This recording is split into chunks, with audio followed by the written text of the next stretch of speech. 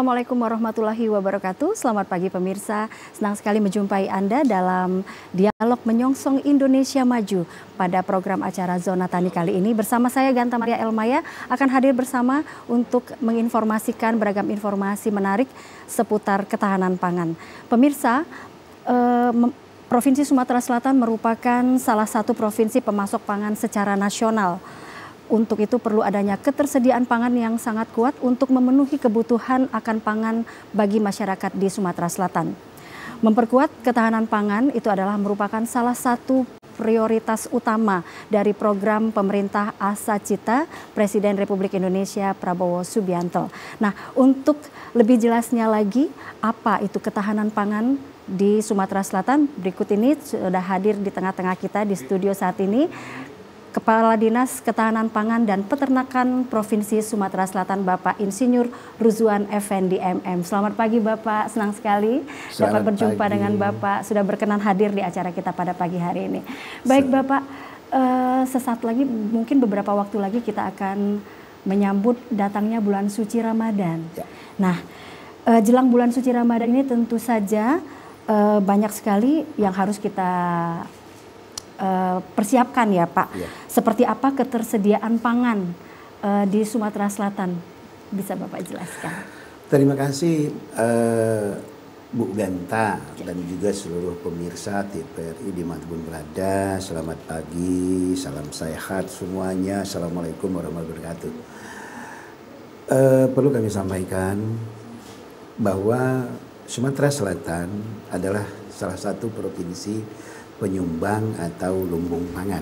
Nah, tentunya ini merupakan suatu hal yang rutin yang selalu kita hadapi setiap tahun, yaitu bagaimana kita mempersiapkan untuk menjelang Hari Kebesaran Agama atau HKBN, dan yang sudah dekat adalah Ramadan.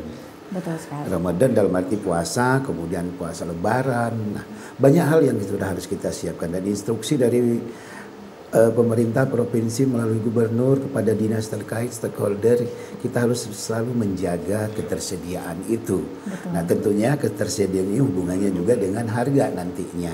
Makanya cukup banyak yang harus kita siapkan, dan tidak hanya ketahanan pangan saja, tapi seluruh stakeholder, ada perdagangan, ada pertanian, nantinya yang saling bahu-membahu dan membantu untuk ketersediaan tersebut. Perlu kami sampaikan, dalam waktu beberapa waktu yang lalu kita dengan Pak Gubernur dan seluruh OPD yang terkait, kita sudah bukan sidak ya, tapi memonitor kondisi di Pasar Induk. Pasar Induk kita jam 2 ke sana, dan alhamdulillah menjelang Lebaran insya Allah kita tidak akan, atau menjelang Lebaran puasa kita tidak akan khawatir tentang ketersediaan. Nah itu yang perlu harus kita kekurangan ya Pak ya? Perlu yang harus kita jaga ketersediaan, sehingga nanti masyarakat akan mendapatkan kebutuhan pokoknya dengan harga yang sesuai. Betul sekali. Itu yang harus kita lakukan. Nah, dari beberapa komoditi pangan itu terpantau ada beberapa yang mengalami kenaikan harga ya Pak, seperti yang Bapak ungkapkan tadi. Sedikit banyak pasti bisa membuat masyarakat menjadi kebingungan kalau misalkan ada kenaikan harga pada saat apalagi menjelang Ramadan tersebut ya Pak. Nah, untuk itu mungkin Bapak bisa memberikan informasi kepada pemirsa setia dari Zona Tani pagi ini, apa sih yang dapat dilakukan oleh pemerintah agar harga tersebut dapat stabil gitu. Terima kasih Mbak Ganta, pemirsa dimanapun berada. Jadi tadi sudah di awal setelah disampaikan bahwa kita harus selalu mengutamakan kepentingan masyarakat. Apakah itu kebutuhan pokoknya atau ketersediaan. Banyak progres yang sudah dilakukan, banyak instruksi dan banyak program yang harus kita lakukan dalam rangka mempertahankan hal tersebut. Apakah itu dari ketersediaannya, apakah itu dari segi harga. Nah, ada beberapa langkah konkret yang sudah kita lakukan. Setiap hari kita dengan Dinas Perdagangan itu memantau harga. Fluktuasi harga, apakah harga cabai naik, apakah harga itu setiap hari itu bisa terlihat. Nah, tentunya dengan adanya enumerator tersebut kita bisa mengambil langkah-langkah konkret. Contoh misalnya ada cabai mahal, beras mahal. Nah, kita akan melakukan apa untuk itu? Apakah operasi pasar, apakah sidak pasar, apakah gerakan pangan murah dan lain-lain. Ini yang sangat-sangat kita perlukan. Kerjasama, kolaborasi, dan mengambil langkah konkret. Dan juga kami sangat-sangat berharap kepada seluruh masyarakat di Sumatera Selatan untuk melakukan gerakan yang namanya GSMP, Gerakan Sumsel Mandiri Pangan. Yaitu bagaimana kita memanfaatkan lahan-lahan pekarangan, lahan-lahan sempit untuk berbudidaya apapun yang bisa memenuhi kebutuhan kita. Apakah cabai 6 atau 3 polybag. Itu kalau 3 polybag dikasih cabai itu kalau dia pas lagi itu sudah cukup itu untuk memenuhi kebutuhan. Nah, ini adalah bagaimana pemerintah mengajak masyarakat ubah mindset dari pembeli menjadi penghasil. Walaupun hanya untuk rumah tangga. Iya. Saling membantu. Saling membantu. Jadi nanti kalau misalnya Mbak Ganta punya, Mbak Ganta nggak apa-apa ya? Yep. Mbak Ganta, ada cabai di rumah atau tomat di rumah. Terus tomat di pasar mahal, cabai mahal, kenapa nggak nanam? Saya udah punya tuh. Itu loh maksudnya. Betul, penghematan juga ya Pak. Penghematan selain juga. Dari... Banyak yang kita lakukan. Betul, kita bisa memenuhi kebutuhan kita. Ya. Kita bisa memenuhi atau mengurangi pengeluaran kita. Dan yang terakhir, Najumin Jalik, mohon maaf. Kita mengeluarkan ongkos ke pasar. Yep. Ya kan? Itu ada 2 di situ. Penghematan pengeluaran baik ongkos maupun belanja maupun tenaga. Juga.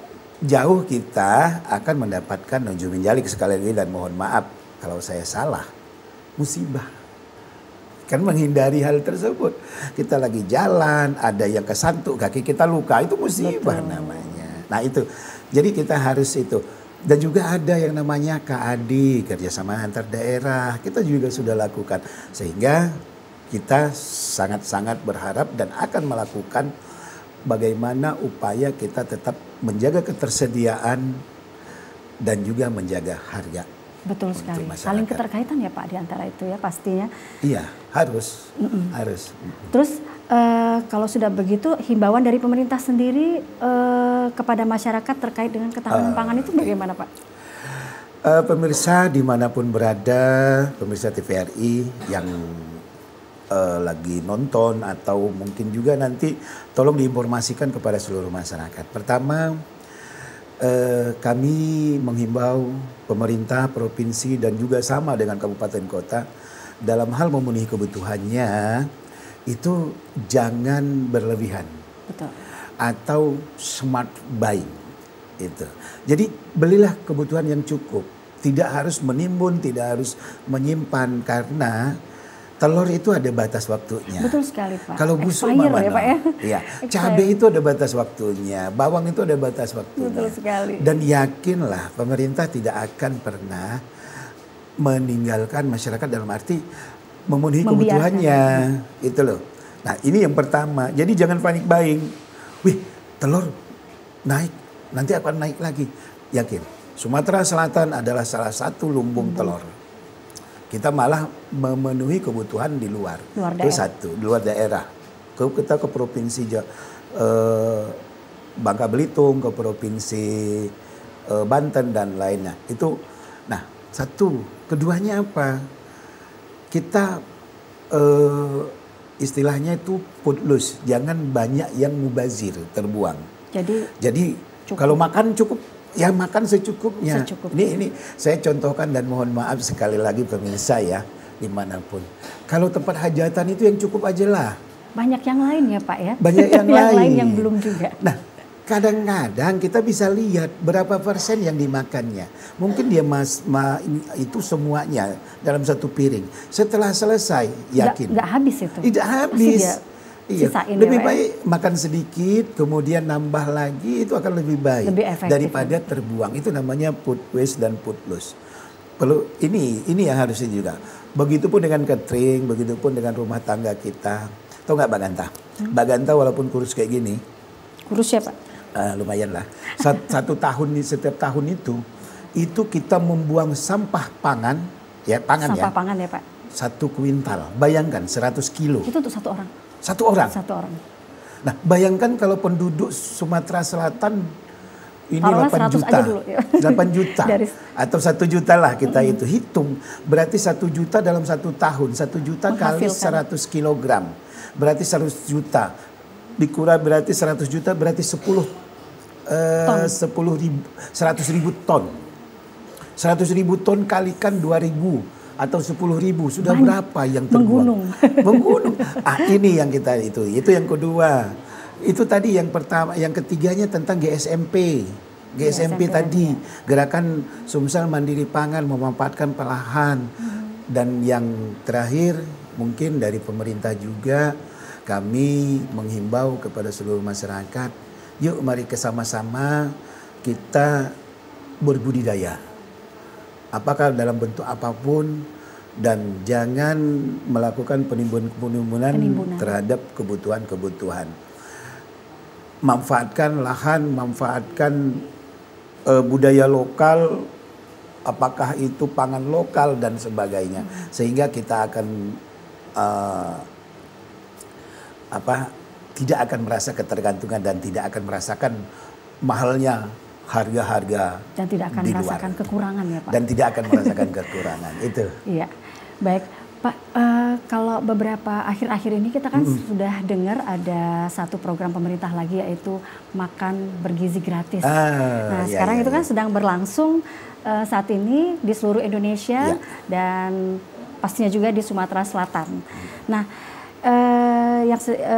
terkait dengan hal ini kita juga ingin tahu bagaimana peran serta dari Dinas Ketahanan Pangan itu sendiri untuk memberikan satu kepastian ataupun memberikan satu jaminan apakah makanan yang kita berikan kepada anak-anak tersebut aman untuk dikonsumsi. Ya. Terima kasih Mbak Ganta dan juga seluruh pemirsa dimanapun berada di TVRI, Jonatani dimanapun berada. Perlu kami sampaikan salah satu tusi daripada ketahanan pangan atau Dinas Ketahanan Pangan yaitu mengawasi atau melindungi terhadap keamanan pangan. Mengawal ya Pak ya? Ya, tetapi ini ada dua perlu kami sampaikan kepada seluruh bahwa ada dua. Yang namanya pangan olahan itu domainnya BP POM. Oh ya. Misalnya dari tepung menjadi mie. Pengolahannya gitu. Pengolahannya itu BP POM. Tapi kalau dia beras itu dari padi jadi beras itu produksinya itu masih murni. Jadi belum diolah. Itu adalah domainnya pertanian. Jeruk yang dipetik dari itu ada domainnya pertanian. Domainnya ketahanan pangan. Tapi kalau jeruk sudah diperas, sudah masuk botol, itu domainnya BP POM. Nah, ini jadi kami menghimbau sekali lagi pada masyarakat untuk berbudidaya sehat. Nah, kami dalam hal ini melakukan di BGM dalam rangka itu tentunya bahan-bahan yang digunakan untuk menyuplai atau yang digunakan untuk diserahkan kepada siswi atau siswa anak-anak sekolah itu harus aman. Betul. Itu yang betul. Walaupun mungkin nanti sayurannya itu nanti diolah, tapi dia segar. Nah, dari segar itu apa yang harus kita lakukan? Kita harus awasi dari keamanannya. Dalam keamanan ini bukan berarti dari hal-hal lain seperti apa, tapi dari penggunaan pestisida. Betul. Bahan kimia yang ada itu yang membahayakan. Yang membahayakan. Ke depan ya Pak ya? Itu yang harus kita lakukan dan itu merupakan tusi dari ketahanan pangan. Sehingga kita berkoordinasi dengan tempat-tempat masak atau itu untuk mengawasi. Itu dari segi kimianya, keamanannya. Juga dari segi penyimpanan gudangnya, itu domain kita. Penyimpanan gudangnya apakah higienis sanitasi itu yang namanya NKP. Nah, itu ya harus kita itu. Jadi kita tentunya dari ketahanan pangan dan juga Provinsi Sumatera Barat sangat-sangat mendukung asasita dari Pak Presiden. Salah satunya adalah program makan bergizi gratis. Nah, turunannya kita sebagai pelaksana di dalamnya tentunya juga harus mendukung. Dari segi apa? Kalau mungkin pertanian menyiapkan produksinya, tapi ketahanan pangan, gizinya dan keamanannya itu yang kita lakukan. Baik. Jadi kita harus selalu Baik Pak, kita jeda dulu sesaat ya Pak ya, karena ini menarik sekali. Baik pemirsa, tetaplah bersama kami, kita ikuti dulu jeda berikut ini.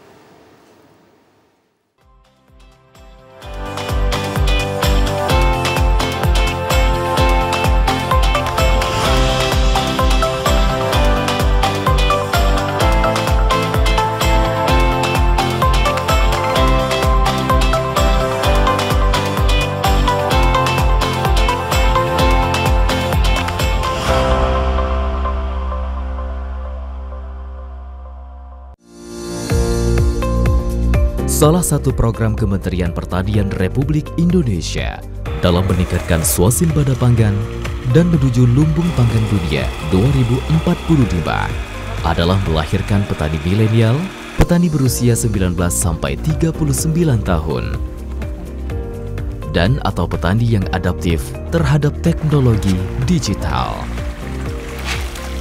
Petani milenial dirancang untuk memberikan pendidikan dan pelatihan yang dapat meningkatkan keterampilan dalam usaha tani.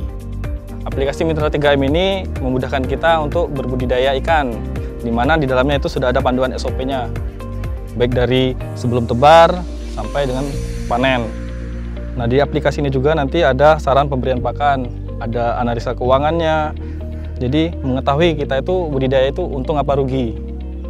Untuk melihatnya itu kita harus aktif memakai aplikasi ini. Semakin kita aktif, semakin kita rajin mencatat, maka data yang kita terima di aplikasi ini semakin akurat.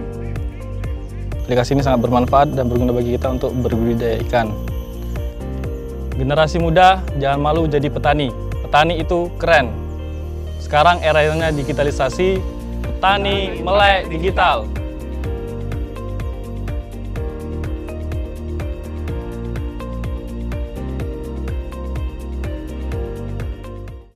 Kehidupan saya dulu, ya boleh dibilang mapan dan mencukupi. Ya, celananya. Waduh. Iya berat. Hati-hati dong mas. Tapi harus dijalani demi anak dan istri. Pemandangannya bagus banget ya. Iya, bagus banget. Pengennya sih berbuat sesuatu yang lebih. Makannya yang bener ya. Ya.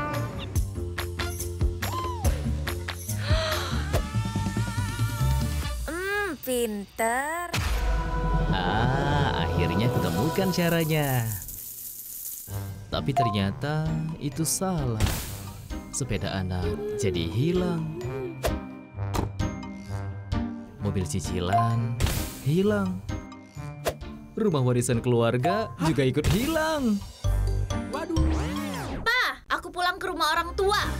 Hati-hati ya, jangan jadi seperti saya.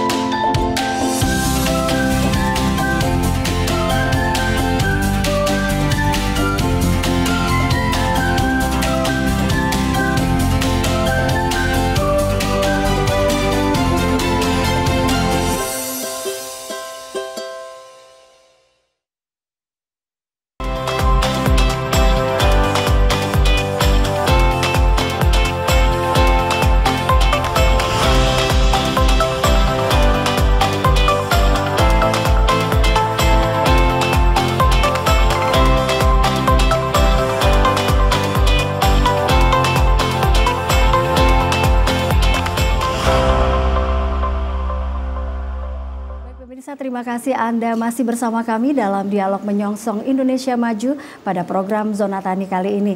Dan sebelum kita melanjutkan kembali bincang kita bersama Kepala Dinas Ketahanan Pangan dan Peternakan, ya Bapak, ini ada WhatsApp yang masuk ke studio saat ini Bapak untuk menanyakan langsung dari Bapak Rudi di Banyuasin untuk di Banyuasin terkait beras SPHP itu Bapak, kabarnya tidak disalurkan lagi oleh Bulog. Kenapa ya Pak? Oke.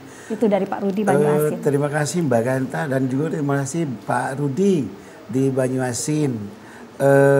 Perlu kami informasikan sesuai dengan instruksi dari Presiden bahwa untuk SPHP melalui Badan Pangan Nasional untuk SPHP dan juga bantuan pangan pemerintah itu bukan ditiadakan tapi di stop untuk sementara.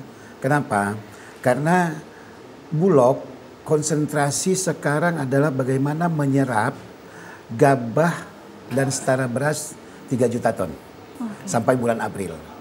Nah, setelah itu baru mungkin kita akan ada normal lagi kembali, normal ya, Pak, kembali. untuk Karena pada saat panen raya ini juga harga insya Allah akan tetap stabil. Betul. Tetapi bagaimana pemerintah sekarang mengangkat petani untuk Bulog menyerap harga sesuai dengan keputusan kepala badan di mana harga di Bulog itu 6.500 dan mudah-mudahan ini bisa membantu petani. Nah, sehingga SPHP-nya kita tunda dulu, dananya masih dilarikan untuk pembelian itu, ditunda sampai ada instruksi berikut dan mudah-mudahan kami yakin dan percaya itu akan tetap berjalan. Betul. Itu Pak Rudi tentang beras SPHP. Beras SPHP ya Pak ya. Jadi memang ada instruksinya. Jadi tapi tungguin sekarang aja. Harga kita juga masih agak stabil. Ya. Baik, terima kasih untuk Bapak Rudi di Banyuasin. Ini juga ada satu lagi Pak, WhatsApp yang masuk dari Pak Yan di Palembang. Itu pertanyaannya, Bapak menjelang puasa dan Ramadan itu kapan ada gerakan pangan murah? Oh, GPM. Ya, terima kasih Pak Terus Yan. ada lagi Pak, rencananya kapan dan di mana? Banyak ya Pak pertanyaannya. Nanti gini. Terima kasih pemirsa, kami sampaikan khusus di Kota Palembang nanti juga di beberapa kabupaten, insya Allah 17 kabupaten juga akan melaksanakan. Kalau untuk Kota Palembang, insya Allah pada saat menjelang puasa dan pada saat puasa kita akan melakukan GPM.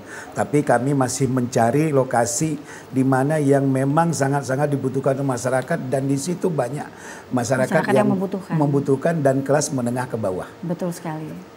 Kelas menengah ke bawah. Tapi yakinlah itu akan ada. Tungguin tanggal mainnya. nanti ada di IG kami. Akan diinformasikan lebih lanjut ya Pak. Danak provinsi, kemudian juga mungkin ada di WA, nanti WA Ketpang Danak juga namanya. Tentang ada gerakan pangan murah yang ada kita lakukan dan nanti berkolaborasi dengan kabupaten kota. Ya. Mudah-mudahan rencana kita 4 kali melakukan itu dalam menjelang dan dua kali pada saat menjelang Lebaran ya Pak ya. Menjelang Lebaran itu bisa kita realisasikan dengan tempat-tempat yang memang presentatif. Itu mungkin Pak Yan. Ya Pak Yan sudah dijawab langsung oleh Bapak Ruzwan tadi. Terima kasih untuk yang sudah masuk melalui pertanyaan lewat WhatsApp ke studio kita saat ini. Kita lanjut lagi ya Pak, kalau tadi soal SPHP, terus juga permintaan dari warga untuk program GPM. yang Nah, sejauh ini langkah apa yang akan ditempuh oleh Dinas Ketahanan Pangan itu sendiri dalam melaksanakan program MBG, Makan Bergizi Gratis? Terima kasih sekali lagi Mbak Ginta dan juga pemirsa. MBG ini adalah program prioritas dari Pak Presiden. Ya. Tentunya Provinsi Sumatera Selatan melalui seluruh OPD-nya mendukung penuh kegiatan tersebut. Di mana tujuan dari MBG ini salah satu bagaimana kita menyiapkan generasi-generasi milenial yang memang menjadi bonus untuk kita pada tahun emas nanti yaitu 2045. Nah, tentunya dari seluruh stakeholder, dari seluruh OPD mendukung hal tersebut. Apakah ini untuk penyiapan daripada bahan pangannya dan juga keamanannya. Kita punya tusi masing-masing. Kami dari segi keamanannya, kita harus, tadi sudah saya sampaikan, harus selalu menyiapkan pangan yang segar asal tumbuhan itu sehat. Sehat.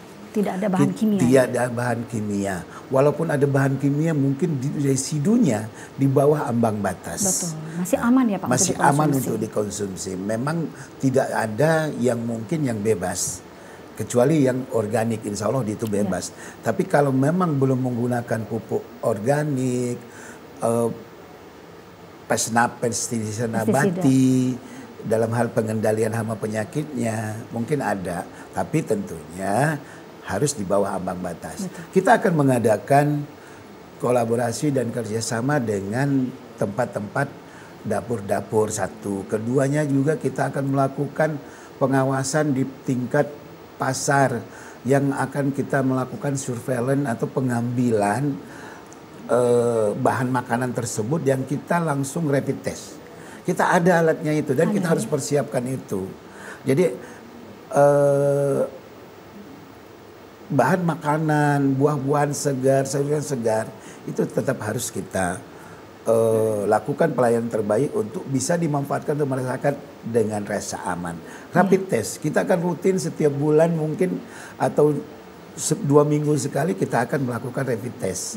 Sehingga kangkung, bayam, buah, apakah buah naga, buah apa, baik itu yang diproduksi dari dalam negeri maupun yang datang seperti kemarin anggur, itu kita lakukan rapid test. Kita lakukan rapid test dan alhamdulillah semuanya bisa aman. Jadi untuk saat ini bisa dikonsumsi kembali ya Pak ya, kalau misalkan udah dilakukan rapid test tersebut. Iya. Dan berlapis. Itu dari mulai impornya juga sudah ada, dari karantinanya, dari badan pangannya untuk ada standar khusus ya Pak ada ya standar khusus untuk masuk. Nah di lapangan juga kita di pasar-pasar juga kita lakukan itu, dan bahkan dari ketahanan pangan walaupun belum seluruh ada yang namanya pos-pos penjagaan dari keamanan pangan di pasar masing-masing. Kita sudah ada di Linggau, di Banyuasin, Kota Palembang, kemudian Kota Palembang belum karena Kota Palembang masih banyak, jadi karena atau mungkin karena ada Kota Palembang syarat, masuk ya Pak ya? Ada beberapa syarat yang memang itu Muara Enim, dan insya Allah nanti akan Palembang tetap itu, karena di Palembang ini cukup banyak pasar. Tapi yang jelas dari mulai airnya, dari mulai itu harus semuanya higienis. Baik. Iya. Itu ya Pak yang mungkin dari Dinas Ketahanan Pangan sendiri untuk meminimalisir hal tersebut, itu yang Bapak ungkapkan tadi. Memang harus seperti itu. Sehingga apa yang menjadi tujuan makan bergizi gratis itu tercapai. Dari Baik, segi gizi, dari segi keamanan tentunya. Ya, tentu saja. Baik Bapak, kita tahan dulu sebentar ya Pak. Kembali lagi kita akan dengarkan promo berikut ini. Baik pemirsa, tetaplah bersama kami akan kembali lagi setelah jeda berikut ini.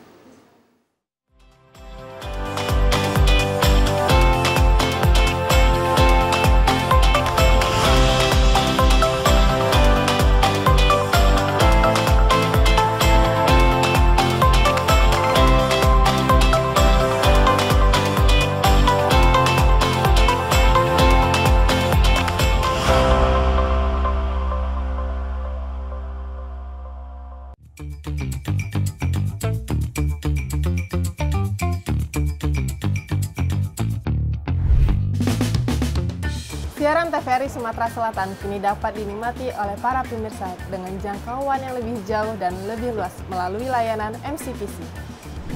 MCPC atau Multi Channel Per Carrier merupakan suatu layanan yang cost efektif untuk mendistribusikan siaran ke seluruh wilayah yang dijangkau satelit merah putih dengan slot orbit 108 derajat bujur timur.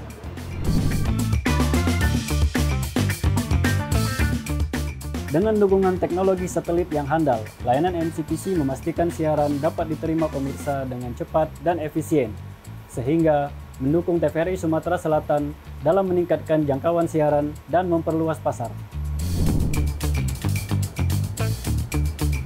Untuk mengakses siaran TVRI Sumatera Selatan melalui layanan MCPC, caranya mudah.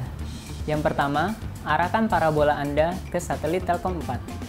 Lalu tambahkan transponder Telkomsat pada receiver Anda dengan memasukkan frekuensi TVRI Sumatera Selatan yaitu 3720 horizontal dan simbol rate 32.727. Yang terakhir, Anda tinggal scan transponder Telkomsat tersebut untuk mendapatkan siaran TVRI Sumatera Selatan. Siaran TVRI Sumatera Selatan siap Anda nikmati. TVRI Sumatera Selatan siap menjangkau dan memberikan program-program terbaik bagi para pemirsa. TVRI, media pemersatu bangsa.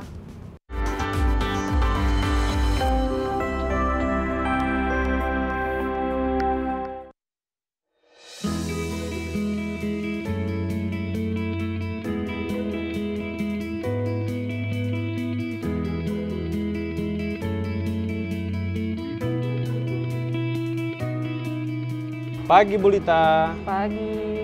Wah, usahanya sudah mulai maju ya Bu? Ya, biasa usaha kecil-kecilan. Jangan salah loh Bu, usaha seperti Ibu ini atau yang sering kita sebut dengan UMKM, salah satu penunjang ekonomi rakyat loh Bu. Anyaman rotan berupa piring, caping, tudung saji, dan aneka keranjang lainnya adalah kerajinan tangan khas Dusun Muara Tenang, Kota Pagar Alam. Dan menjadi cenderamata bagi wisatawan yang berkunjung ke kota wisata Pagar Alam. Industri kecil ini ditekuni masyarakat secara turun-temurun. Ada 95 UMKM anyaman rotan yang tersebar. 235 orang tenaga kerja terserap dengan nilai investasi Rp674.300.000.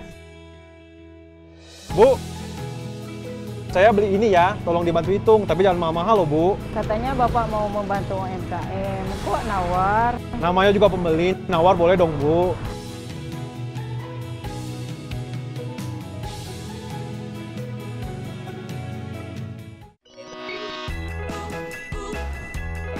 Mengajak Anda untuk bernostalgia ke masa lalu, mengukir kenangan lewat tembang-tembang yang merdu, merangkai memori melalui alunan lagu. Temukan melodi abadi di setiap nada pada program Tembang Kenangan. Di sini, di batas kota ini, ingin ku tuliskan surat untukmu, biar engkau mengerti perjalanan hidupku di dalam menggapai cita-cita. Setiap hari Rabu pukul 21.30 waktu Indonesia Barat dan Minggu pukul 20 waktu Indonesia Barat hanya di TVRI Sumatera Selatan.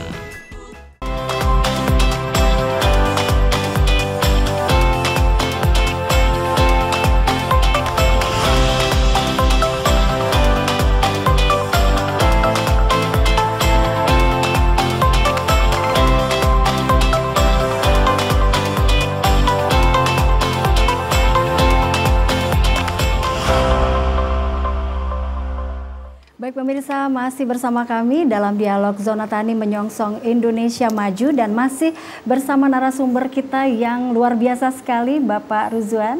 Kembali lagi Bapak, kalau dilihat dari produksi neraca pangan wilayah di Sumatera Selatan, sejauh ini apakah sudah mencukupi kebutuhan masyarakat atau masih jauh? Gimana Bapak? Terima kasih Mbak Ganta.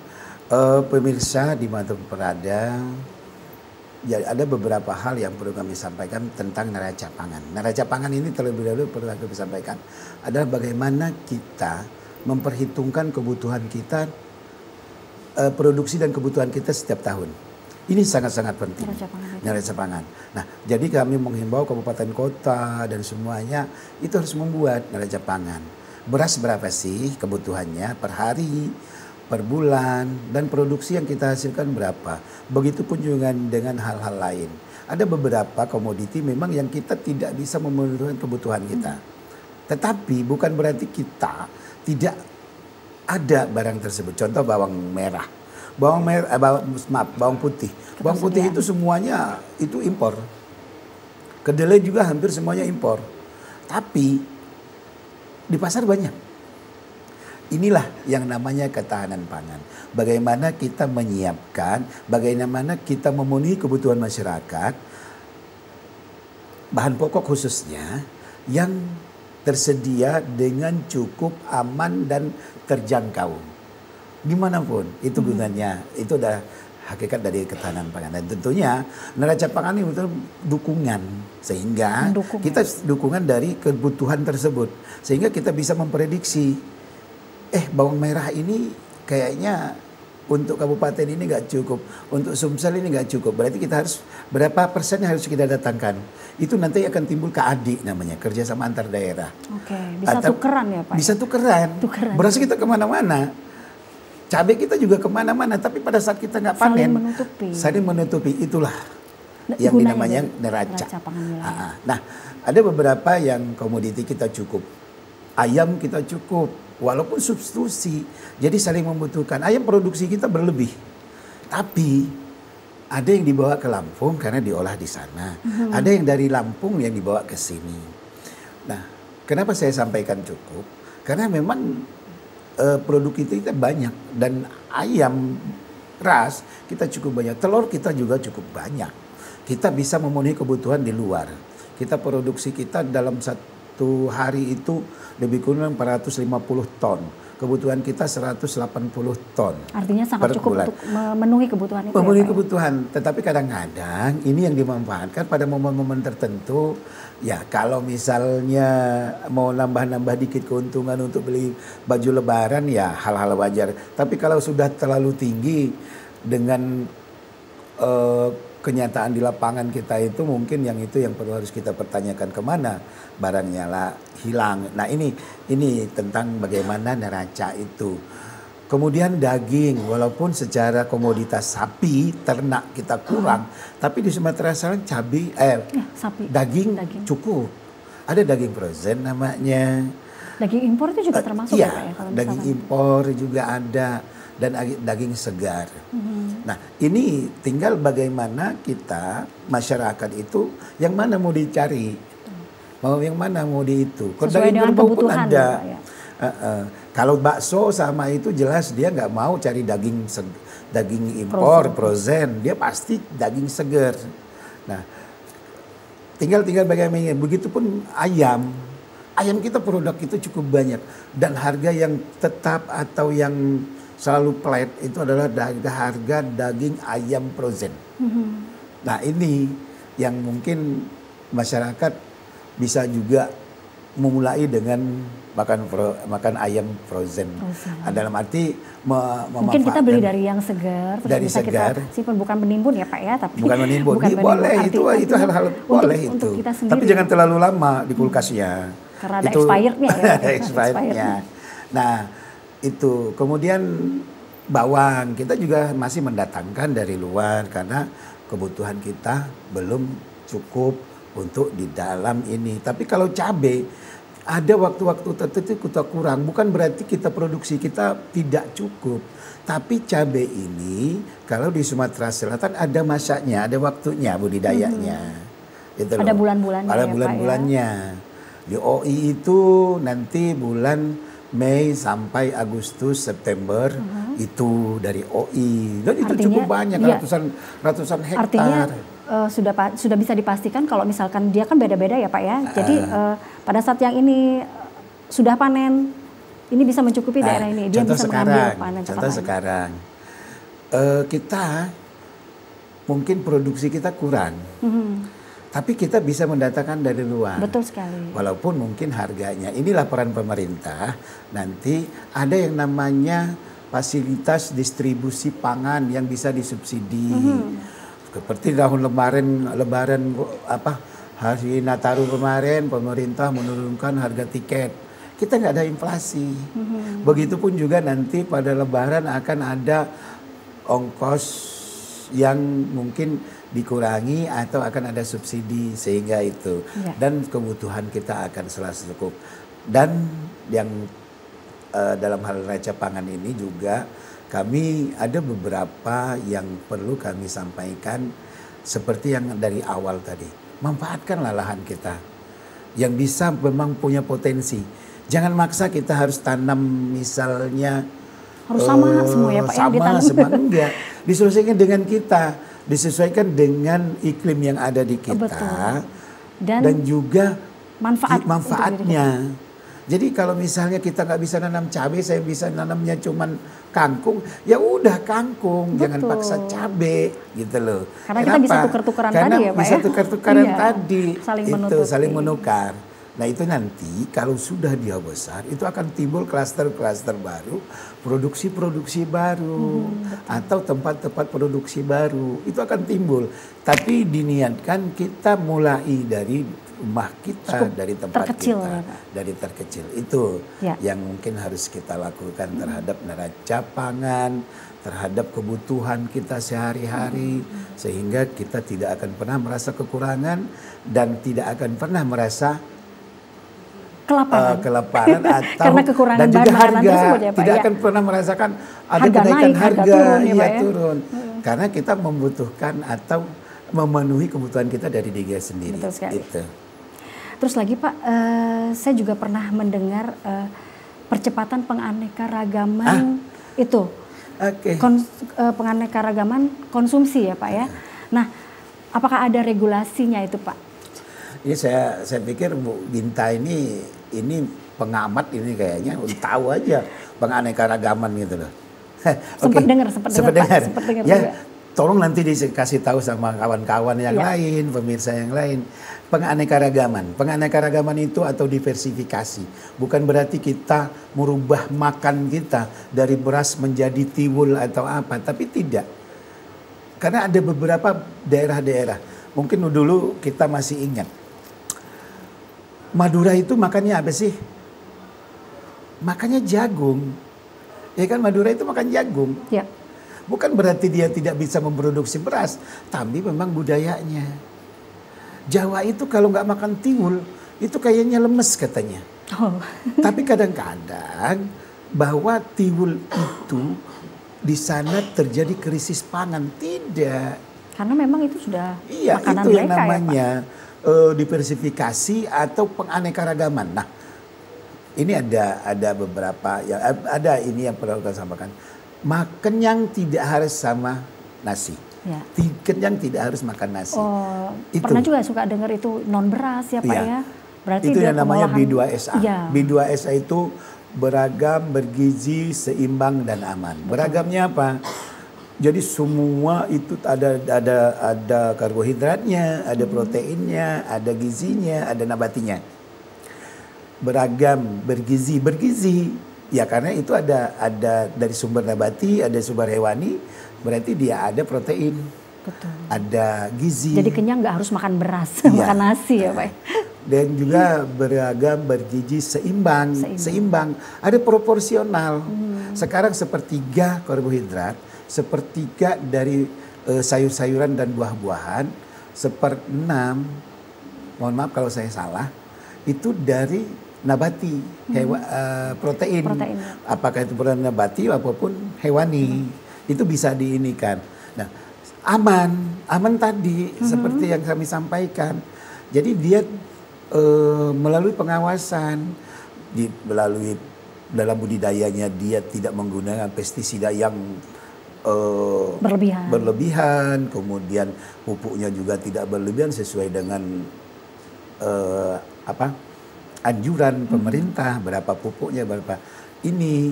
Nah, itu satu. Keduanya tentang penganekaragaman. Itu udah ada perpunya, perpresnya. Ada ya. Perpres nomor 81 tentang percepatan penganekaragaman memanfaatkan makanan lokal atau produk lokal. Itu. Jadi kalau di sana nggak ada beras seperti Madura atau Kalimantan Irian nggak ada beras, bukan berarti mereka tidak bisa budidaya, tapi mereka sagu. Nah, sagu itu dibudidayakan. Itu yang menjadi artinya itu yang jadi penganekaragaman. titik ininya Pak ya. Iya. Fokusnya ke situ. Fokusnya ke situ. Jadi jangan kita hilangkan budaya lokal kita. Dan juga pengolahan makanannya juga tentunya. Misalnya nih, apa ya yang di Sumatera Selatan yang ngetop makanan lokalnya. Dari tepung dong. Dari tepung bisa, dari apa ya, lakso atau segala macam, burgo atau apa. Itu kan ada yang itu. Nah itu bisa kita manfaatkan. Itu yang namanya penganekaragaman percepatan.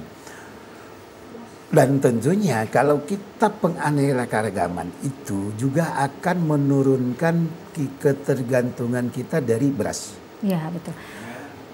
Bu Ganta, saya dan semua mungkin masyarakat kalau secara statistik itu 93 kg per kapita per tahun. Kalau kita bisa mengurangi itu menjadi 75, maka produksi kita akan naik. Baik Bapak, menarik sekali, tapi kita harus tahan dulu, kembali lagi. Kita akan ikuti jeda iklan berikut ini dulu pemirsa, dan kita akan kembali lagi sesaat lagi.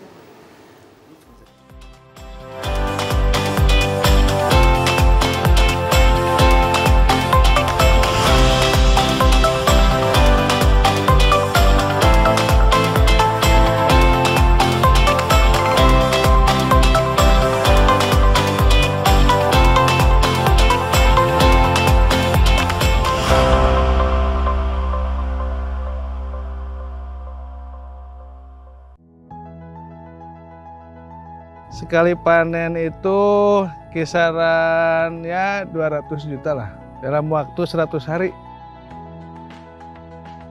Awalnya dari hobi, kelamaan jadi suka. Kan hitung-hitung tambah-tambah buat ekonomi, Pak. Karena kalau konsumsi itu cepat daya jualnya, perputarannya cepat.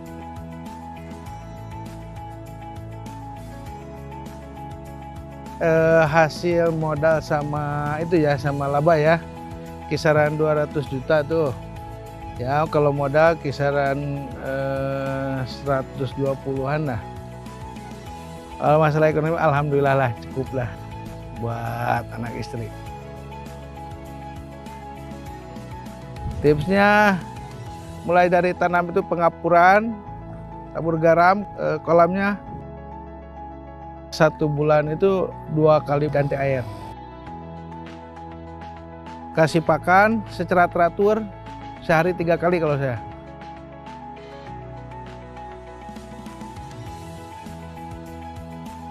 Ayo dukung perekonomian rakyat, petani cerdas, petani sejahtera.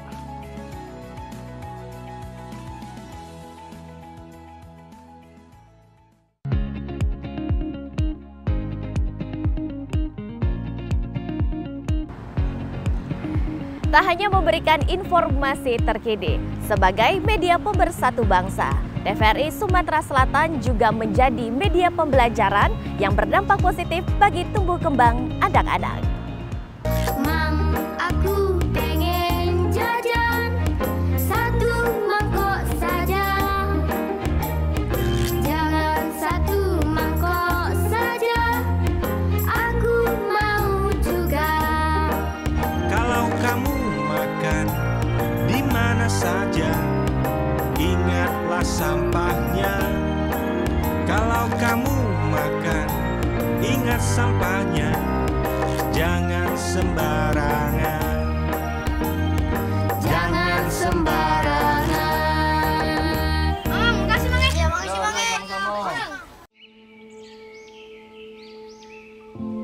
Taman Nasional Tanjung Puting. Disinilah lokasi kami tinggal dan hidup. Hutan hujan tropis di Kalimantan adalah rumah bagi kami, orang utan. Orang utan ini adalah yang satu-satunya peninggalan nenek moyang kita, dan sangat disayangkan apabila kita tidak melindungi dan mengetahui apa sih orang utan itu. Kita harus melindungi dari kepunahan dan untuk menjaga kelestariannya. Jagalah kami dari kepunahan, agar tak hanya dongeng yang menjadi warisan.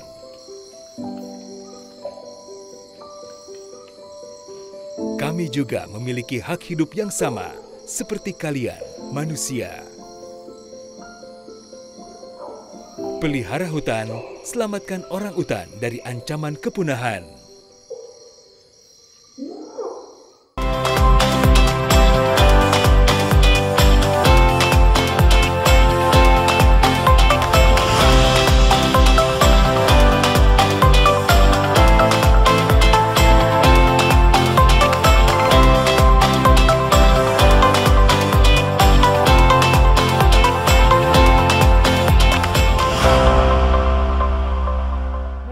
terima kasih Anda masih bersama kami pada dialog Zona Tani Menyongsong Indonesia Maju. Dan masih bersama narasumber kita, lanjut lagi Bapak, masih tentang regulasi percepatan konsumsi tadi. Boleh. Oke, terima kasih. Jadi ada beberapa hal yang dengan keluarnya Perpres nomor 81 tentang percepatan penganekaragaman, kita juga pemerintah Provinsi Sumatera Selatan sudah menindaklanjuti hal tersebut. Pertama, sudah ada keluar surat Gubernur Sumatera Selatan tentang instruksi atau bagaimana langkah-langkah yang harus dilakukan oleh kabupaten kota untuk percepatan tersebut. Dan ini juga perlu kami sampaikan Bu Ginta, ini bisa dimanfaatkan untuk BGN. Pemanfaatan lokal. Itu loh. Jadi komoditi lokal yang ada di situ itu kita manfaatkan. Dimaksimalkan. Sehingga kita tidak perlu harus mendatangkan dari luar. Yang ada di situ sayur apa? Sayur pakis itu gizinya tinggi loh. Gitu ya Pak? Iya. Jadi kita nggak perlu, kalau di situ nggak ada brokoli ya nggak usah. Jangan dipaksa gitu loh. Makan yang ada aja yang biasa yang dimakan. ada di situ, tapi yang murah, yang sesuai standar dan gizinya cukup. Itu yang penting. Nah, di samping dari itu, di samping dari surat edaran Gubernur Sumatera Selatan juga tentang penganekaragaman ini akan kita buat pergubnya. Kita lagi susun pergubnya, bagaimana kita melakukan percepatan itu. Karena ini didukung oleh semuanya. Bisa menurunkan BKN, bisa menurunkan pemanfaatan, bisa menurunkan konsumsi beras, bisa memenuhi kebutuhan kita sesuai dengan keadaan, dan juga bisa mengangkat tanaman-tanaman unggul lokal yang dulu menjadi primadona dan akan hits kembali. Banyak loh yang udah hampir punah, yang rempah-rempah atau apa. Nah ini yang harus kita tingkatkan kembali. Itulah salah satu daripada adanya peraturan pemerintah tentang 81 tentang percepatan penganekaragaman itu tadi. Iya. Itu salah satunya. Nah, itu ya Pak ya. Baik, Bapak ini ada masuk lagi via WhatsApp kita dari Bapak Zam Lubuk Linggau. Itu menanyakan bagaimana strategi Bapak untuk menstabilkan harga pangan menjelang hari Lebaran dan juga puasa. Oke, dari siapa tadi? Dari Bapak Zam di Lubuk Linggau. Zam Lubuk Linggau. Mungkin tidak hanya Bajam di Lubuk Linggau ini Bu seluruh Rita. Ya?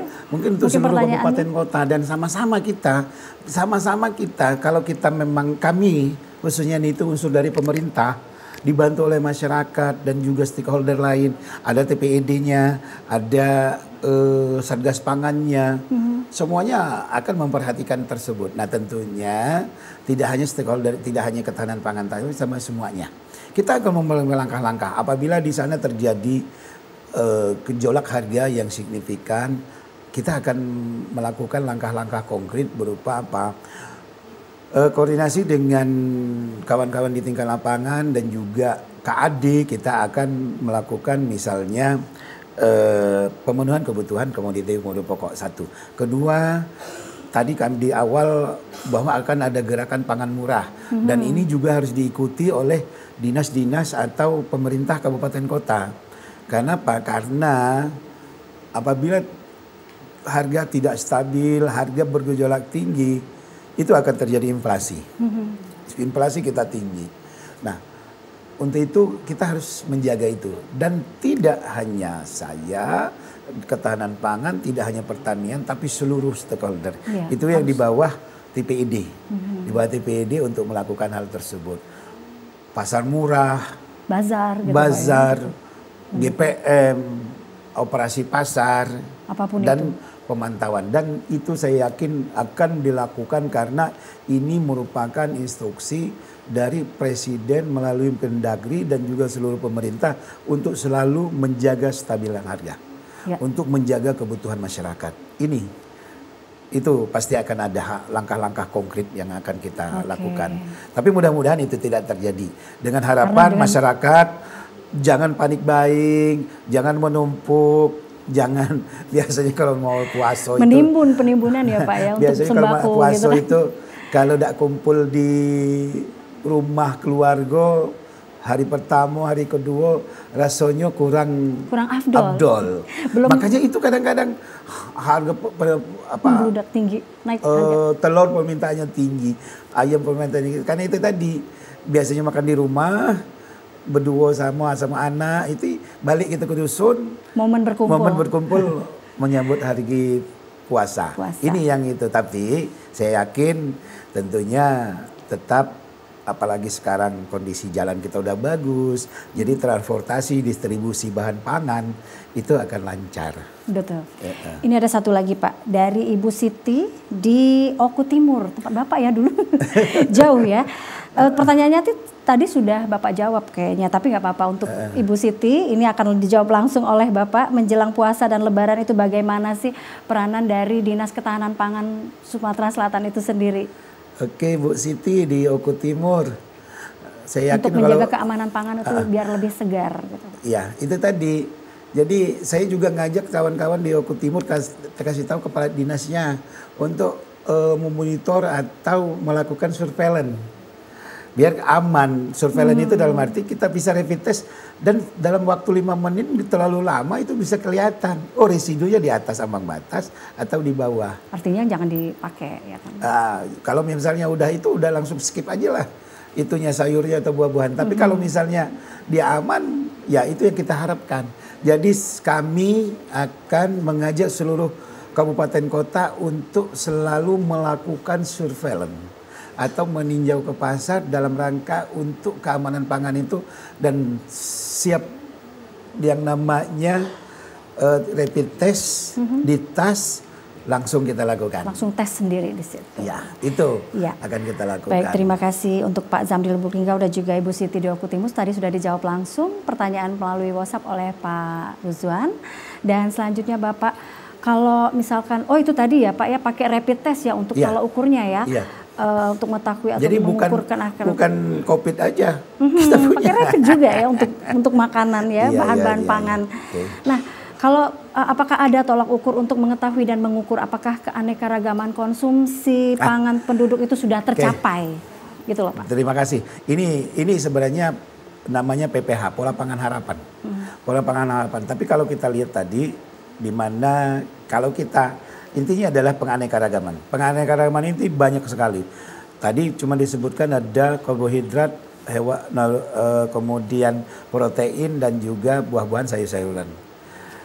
Nah, di dalam PPH kita alhamdulillah Sumatera Selatan, Bapak Ibu semua, kabupaten kota, pemirsa, kita PPH kita cukup tinggi. Kenapa?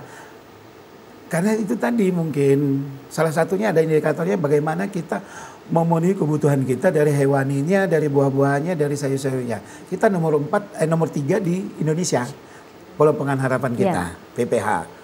Kita cukup tinggi itu tadi.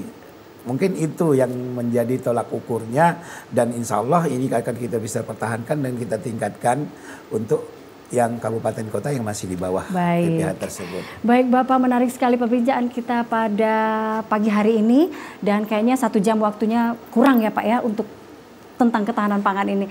Baik pemirsa, terima kasih banyak untuk Anda telah menyaksikan dialog menyongsong Indonesia Maju pada Zona Tani kali ini. Saya Ganta Maria Elmaya pamit mundur. Terima kasih atas segala perhatiannya. Assalamualaikum warahmatullahi wabarakatuh.